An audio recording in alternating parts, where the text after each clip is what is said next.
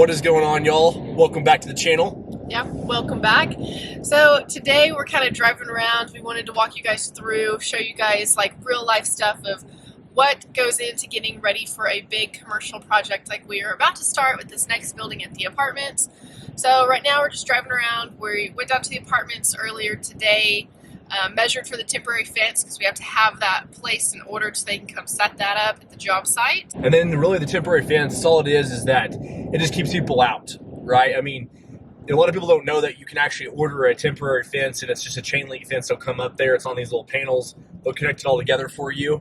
And then it's like on a 6-month or 8-month contract. And it's kind of nice because then you don't have to mess with getting other things out there. I mean, you do pay for it, but like I said, saves you a lot of headache of trying to go out there and set your cameras up, and it just keeps people off the job site that aren't supposed to be there. We're gonna do that, and we already have an existing apartment building sitting right next to it, so we're gonna get a black windscreen to kind of protect the privacy of them, and then that just helps from all the dirt blowing over to where our tenants are currently living. Makes it more private and nice for them. And then also these buildings like this too, you know, it is a lot to get ready for, a lot. So it's just a lot of sitting on a computer, sending out emails, calling other subs, lining them up.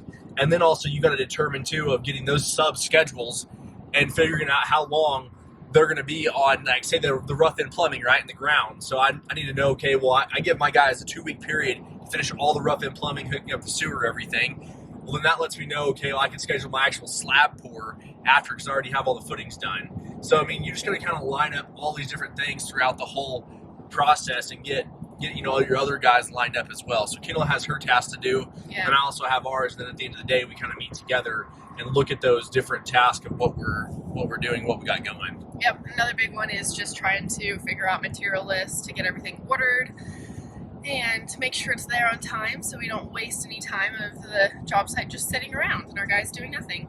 Yeah, because that's, I think, our biggest like pet peeve is whenever I show up to a job site and just say like if it was our fault, we don't have somebody there overlapping each other.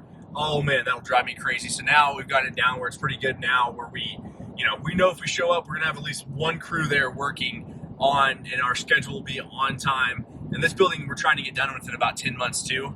It's about 12,000 square feet. So that's our goal, to finish it in about 10 to 11 months. Yep.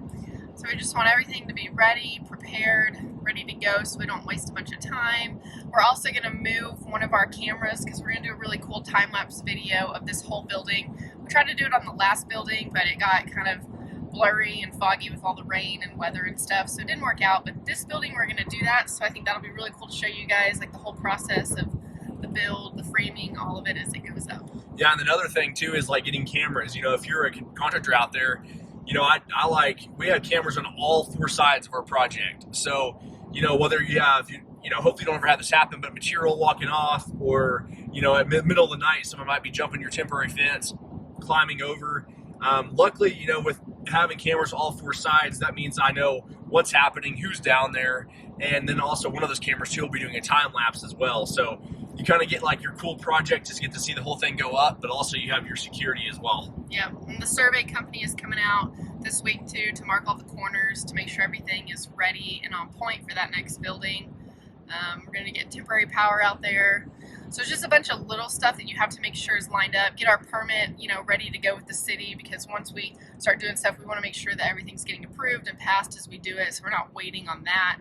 So really, it's all about just having like a good organization to make sure you're on timeline and everyone is aware of their timelines and everything is set up to go. Being a scheduler, I mean, making sure you're organizing, like Kendall said, schedule your stuff, because we see it happen all the time. And, you know, back in the day when you're first starting out, it is hard to line those guys up and know exactly how long to be on them, but it comes down to you. If you go to a job site and it's empty all the time, that's because it's your builder, your contractor not scheduling things the way they're supposed to be scheduling things. Yeah, and sometimes too, scheduled subs can get booked out, and with commercial, it's just so hard. Like, we have to make sure we let our guys know month to 2 months ahead of time, just to make sure that they're ready for us and we're ready for them.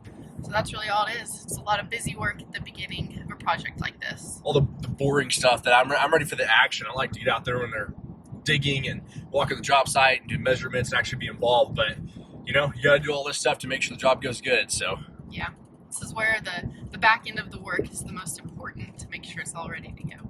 What is going on? So I just pulled up here to the lot, and I'm going to show you kind of what we're talking about and to get your next project going. You can see right here, this is where the corners of the building will go. So what we do is, the reason why we get this surveyed, you can see over here, over there, and then on this far end. And these actually have 5-foot offsets from the corners. Yeah, we get them surveyed because this property is so tight, and being in commercial projects, it's just nice laying everything out. And so with our, whenever you have your parking lot and your sidewalks, and it just makes everything, it's exact, and you don't have your guys out here measuring or you out here measuring, and then you just have your survey company to come out and do all those different things. And then also you can see, like, we have our utilities over here already ran, and so those will be ready to go for the next building. Our sewage is already done, so we have that sitting over there, or dug out over there. And then you can see we're going to add on to the parking lot on this side. And then, we talked about getting your a temporary fence around the outside. So around the outside of this property, we're going to run it all the way where our silt fence is and run it back over here. And that just kind of keeps people out of your project and helps out. And then also that silt fence is a huge one whenever you start a project.